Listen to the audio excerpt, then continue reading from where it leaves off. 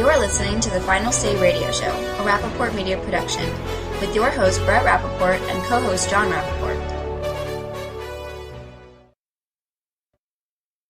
But anyway, without further ado, I want to introduce Diane Sare, who is running for governor in the great state of New Jersey. Diane, it's a pleasure to have you on the Final Say Radio Show with Brett and John Rappaport. Welcome. Thanks a lot. It's good to be on.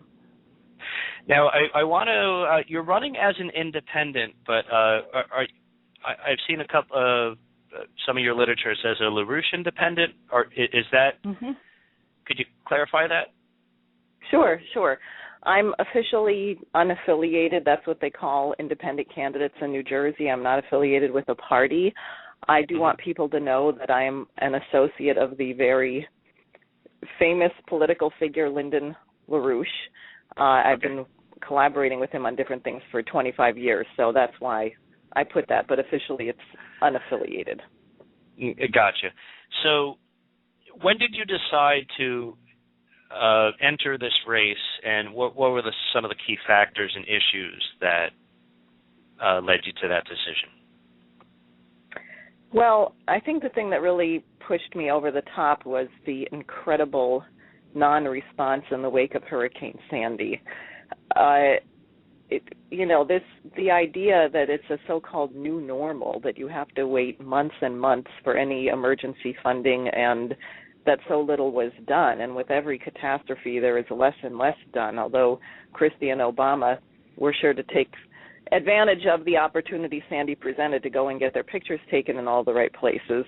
I thought that was really hideous, and there's clearly no intent not only to rebuild, but we should actually leapfrog over previous levels of infrastructure and technology and design a 21st century modern infrastructure of the nation as a whole. There's no intention to do that.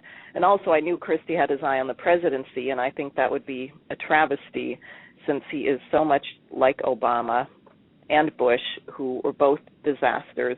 So I thought anything I could do to interfere with that would be useful. Okay.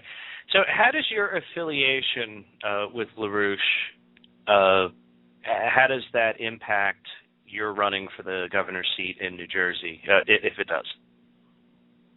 Well, because if people have seen literature tables of the LaRouche Political Action Committee, for example, there's a couple of major issues which you would say are federal, which maybe you wouldn't think have a bearing on a race for state office, but really do. One is the reinstatement of the Glass-Steagall Act, which I have been involved in a fight for the last 3 years. That's the separation of the commercial banks from the speculative banks. It was initially put in place under FDR, and it was repealed under Bill Clinton's presidency by Larry Summers and people at Citibank and so on, and I think it's been a disaster. And Christie is on record. I confronted him at a town hall meeting in Paramus where he completely disagreed with the idea of reinstating Glass-Steagall, which is crazy because our states and municipalities have been spectacularly robbed by interest rate rigging, all kinds of crazy speculation, which would not be legal had Glass-Steagall not been repealed. I'm glad you brought that up, Diane. It's one of the things. Now, this is John, by the way. Okay. I currently reside. I'm actually in the process of moving from Charlotte, North Carolina, to New Jersey. So banking is very sensitive for people in Charlotte because we went within a relatively short period of time to becoming a banking capital, and of course there was a lot of risk with this post-decline. And I happen to agree with you on the Glass-Steagall, and we saw a perfect example is what happened at Wachovia with those poor investments. But I want to take that and transition it to how do you view? I want to look at this from the viewpoint of states' rights versus the federal rights, because I think a lot of this comes down to who's really driving policy, and I want to get your opinion on, especially assuming you were to take the governor's chair, how do you view issues like this and the separation of powers between the federal government, which I personally believe has been unconstitutionally usurping excessive power, versus the states' rights, both individually and collectively. Well, it's a really interesting thing, because on the one hand, my view is that our federal government has been taken over by Goldman Sachs and various foreign financial interests. It's not functioning as the Founding Fathers intended. It's certainly not behaving constitutionally. So then imposing that type of thing on the states, obviously is a catastrophe. It's wrong that we're doing some of the things that we're doing as a federal government. I think the guiding principle, and there's a lot of disagreement with various so-called constitutionalists, like my Congressman Scott Garrett, who claims to be an expert in constitutional law and then says the preamble of the Constitution has nothing to do with the intent of the Constitution. The question of the general welfare is not a liberal or socialist question. That is, if the government does not function both according to the consent of the government, that is, why would people consent to have a government? Because you benefit from not living in chaos and not being protected from certain kinds of military, financial, whatever predators. The government has certain key roles to play, and your life should be better as a result of having a government than not having a government. Otherwise, you've got the wrong government. So I think you really have to start from that principle as to is the government functioning in such a way as to allow the maximum potential development of the citizens? That's the first question, and that, I think, applies universally. Well, so you touched on the corporate control, and I think we're going to probably be in somewhat agreement here, but I'll phrase it as a question. Are you concerned that both the Democratic and the Republican parties have become too beholden to a financial system and a sort of buying vote system that means not just corporate interests, but any large-scale collected interest, whether it's a union or a corporate interest, have taken priority in government, whereas the vote of the people seems to have less and less value these days? And then if you can extend that comment to your view of the importance of third-party candidates like yourself versus the entrenched Republican Democratic machines that are currently in place. Sure. Yeah, absolutely. What we found, I was in Washington, D.C. for the last 3 weeks that Congress was in session, fighting to get more co-sponsors on two bills, one in the House and two in the Senate, actually, to reinstate the Glass-Steagall Act. We have 75 co-sponsors right now in the House, and people who were already sponsors had just had their offices visited by J.P. Morgan trying to get them off the bill. People that we are trying to get on as co-sponsors are being lobbied intensively and threatened in whatever ways they can threaten them from various banking establishments. And also you have the Financial Services Committee, which probably ought to be dissolved. I think it's ridiculous. If you look at there was a good article, I think it was in the New York Times, which showed that members of the Financial Services Committee have on average double the campaign funding of anyone else in the Congress, because they are bought and paid for by Wall Street to ensure that Wall Street runs the policy. And in fact, a lot of these banks actually wrote entire sections of the Dodd-Frank Act.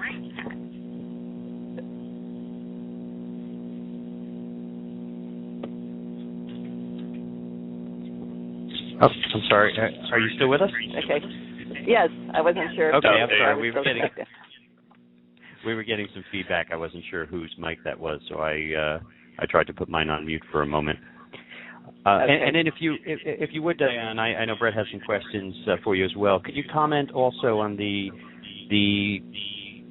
overall position of the Republican and Democratic Party, and maybe some of the challenges of being a third-party candidate and the value of third-party candidacies to help break this duopoly, if you will?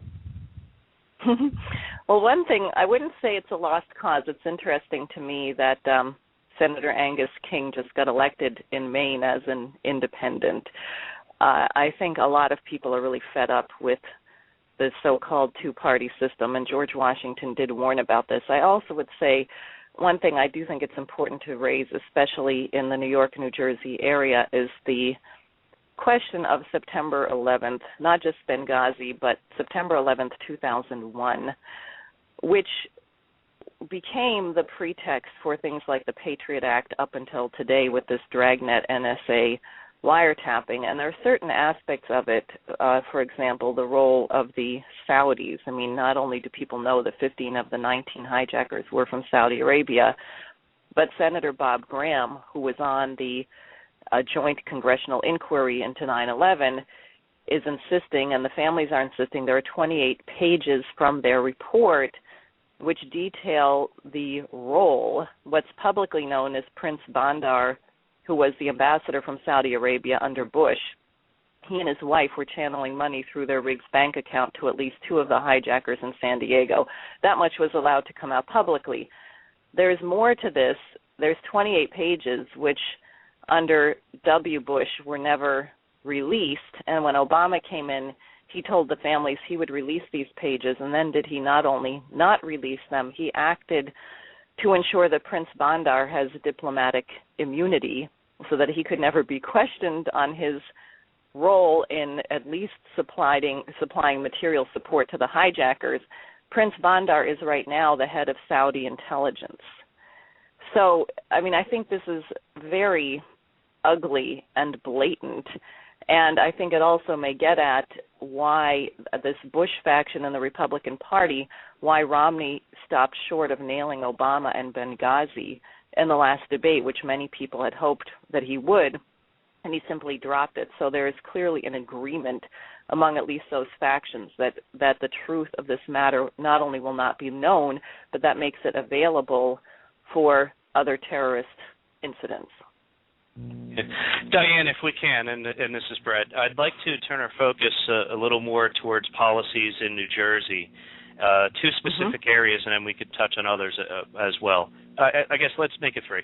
The first is education. I would say roughly 70% of it, the normal town's budget, is going towards the educational system in that town, and as you're aware and I'm aware, a lot of our tax dollars are taken from, say, 530 districts and sent off to roughly 30 towns and cities around the state to help fund the so-called improvement of education in those areas.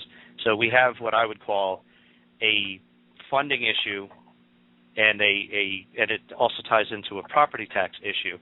But an even deeper concern of mine is the fact that we have these laws in place where no matter what the dollar amount, if you do not pay your property tax, your property can be seized under current law.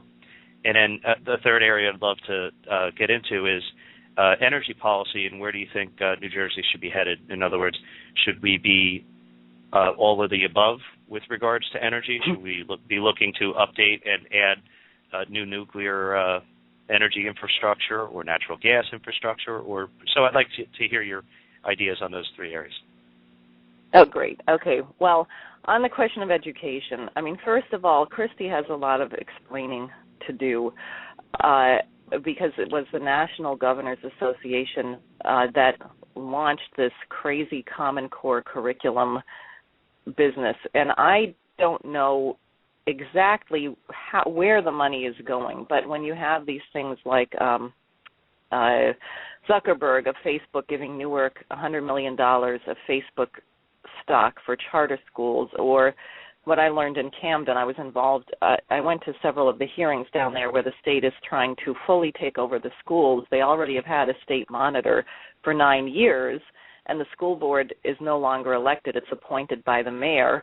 And what I learned at these hearings is Camden has the highest amount spent per student per year. I believe it's $24,000 per student per year. The state average is $18,000. A large component of this comes, officially from the state. It's not all from taxes collected there. And the teachers there are paid less than average, and the schools are woefully undersupplied, and they have furniture that's 25 years old. So one question is, where is this money going? Because it's not going into the educational system, and there's already a state monitor. So what's the idea of having the state, quote unquote, take it over, and what does this have to do with these so-called KIPP schools and Common Core, where for 2 years the state supposedly gets money from the federal government to impose what is a program of menticide against our young people, where they're just going to be tested nonstop. The teachers who like to develop creative individual students are all going to be fired because they're not going to be able to perform according to the test scores, and they're going to bring in people like, Michelle Rhee, who are not even really educators. I mean, I think we have a horrible assault on younger people through education. And on the question of the property taxes, I'll just say this it doesn't make sense to me why everything is so spectacularly high here. I know what happened in Philadelphia, and I would like to get an investigation of all the municipalities in the state of New Jersey in terms of these interest rate swaps, because in Philadelphia, the school district lost $331 million simply because they were foolish enough to believe that these bankers were willing to take the risk and offered them an interest rate swap where the city ended up paying the difference. The difference was $331 million. That's a huge expense. That's teachers who are going to be cut and taxes that are going to be raised, which have absolutely nothing to do with education. So on the whole question of the costs and the taxes, at the moment, I have a lot of questions. I think some things should be answered, and I'd like to know where all this money is going that's going into these charter schools and implementing this Common Core, because the whole thing smells rotten and it doesnn't make sense. Well, I agree with you. What? I'm sorry. I was going to say I agree with you. Good. There's such a large amount of money that's spent on it, and there's almost no accountability. And even if you just look at the measurables, we have so many kids who are failing and we're underperforming, and it seems that kids know less today. They may be able to use their computers, but that's about it. Yes, that's true. That's true. But also one of the teachers who quit teaching so we could organize against Common Core also said something which I found kind of interesting, because they're always comparing the United States to all these other countries. And he said, look, you do have to realize that in the United States, we test all of the children. In some countries like China and other places, they only test the elites. Like there are millions of impoverished, right? So, they're also skewing it. But we're in a cultural decline. We have been really since the Kennedy assassination, the takeover of the environmentalist movement, the rock, drug, sex counterculture. And that brings me to the energy question. As you may know from looking at some of my literature, I am almost a fanatical proponent of nuclear power. We need it. We should be using fourth-generation reactors now, which are meltdown-proof. You have high-temperature reactors, which recycle the spent fuel. It's a highly efficient form of energy. It's clean. It's safe, contrary to the hype and propaganda. And you simply cannot produce that density of energy, the temperature that you would need for having heavy industry, having an advanced economy. You're never going to get that. I mean, a solar panel economy or windmill economy would not even allow you to produce the solar panels or the windmills. And natural gas may have its place as sort of a stopgap between us getting to a nuclear economy, but the problem is it's still combustion. So you're still looking at a certain level of energy flux density, whereas if you go to fission, and ultimately we really should have developed nuclear fusion by now, and as you probably know, we have right here in New Jersey the Princeton Plasma Physics Lab, which I've now toured twice, and it's incredibly insane how they are not funded, and that's not a state question, that's federal, but I mean minuscule amounts of money that are being cut from their budget that would allow them to complete crucial experiments. And what an engineer there told me is that he thought if money were not an issue, they could develop a prototype fusion reactor within about 15 years. He said if we had the budget that we had in 1980, we could do it within 30 years. He said with the budget that we have now, we will never have it. And that truly is criminal, because what fusion represents, I mean, as you know, there's no waste, or the waste is water. There's such a thing as a fusion torch, which can break down compounds into their original elements. I mean, landfills could become a great resource for the state. Something New Jersey has a great deal of could become the new hot resource. I mean, this is what we should be looking at. And I think if we had a commitment to that sort of progress, a lot of our educational problems would be addressed, because children would be very excited about figuring out new frontiers, new technology, things that would seem like magic in a previous generation. Those are the kind of things that excite young minds, and where you really see people excel, or you discover that you have certain qualities of genius in your classroom.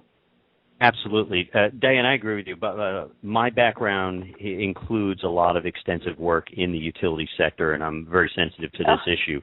I want to point out that I think there's a big challenge here also, which is nuclear is not going away, and the fact that you might have a few people with some version of nuclear phobia here, if we don't move away from older plants to newer, safer plants, and if we're not a leader in the technology, then somebody else will. And these newer forms of technology also need to coincide with our new shipbuilding and so forth. So I have one quick question before I have Brett close out on this, because it's very sensitive to this particular subject in general, is at the highest level, how do you separate what type of things you believe should be publicly funded versus privately funded?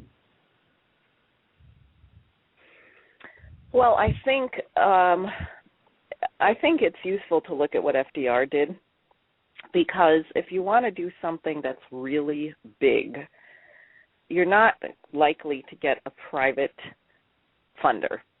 And if it's funded publicly, if it's in the area of infrastructure, and it doesn't, by the way, mean that every aspect it has to be built by a government company. You can have something publicly funded, which people bid for to get contracts to produce the thing as a whole. But if you're doing things like infrastructure, agriculture, things that are going to drive the level of science and production, you get a rate of like a 6-to-1 or 7-to-1 return on your investment. And that's the purpose for which Alexander Hamilton intended that we have a credit system, that our government is able to, quote unquote, print money. But Hamilton's intent was never to print money. We would never be printing, $40 billion a month right now under Bernanke. We're buying back mortgage-backed securities. That is a total waste that devalues the dollar. But if you were to use that for upgrading the power grid or something like that, you would get a real return. It just wouldn't be overnight. But over a generation, you get a spectacular return on that kind of investment, and that is an appropriate use of public funds.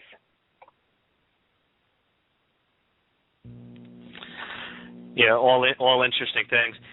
Diane, we're coming up at the end of the interview, but I want to give you an opportunity to make a last statement. If you could keep it to about a minute, that would be great. Okay. I would just say that people should abandon their pessimism. People have gone along with horrible candidates where they don't like either one because they feel that they have to vote against the lesser evil. And we're in a crisis now where I don't think mankind is going to survive that way. We are going to have to actually act for the good. We're going to have to fight for the good, and we're going to have to act for the good. And that's why people should support my candidacy. Okay, and where could people go I'll let you provide your website and any other places you'd like people to go. Yeah, my website is DianeSare.com, DianeSare.com, and all the information is on there. I also am on Twitter and on Facebook. It's Diane Sare Campaign. My website is great because there's a nice red donate button, which people can also click on, but you can sign up there to get emails, get updates, and be activated. All right, sounds great. Anyway, Diane, I thank you for participating in the process, for one, And we wish you good luck, and I hope that you get a chance to debate the issues with Chris Christie and whoever the Democratic Party feels will show up for the debate. Barbara Buono, yeah. Right. Oh, I don't even want All to. right. Whatever. Anyway, again, Diane, thank you so much, and we appreciate your thoughts and what you shared with us today on the show. Take care. You're welcome. Thanks. Bye.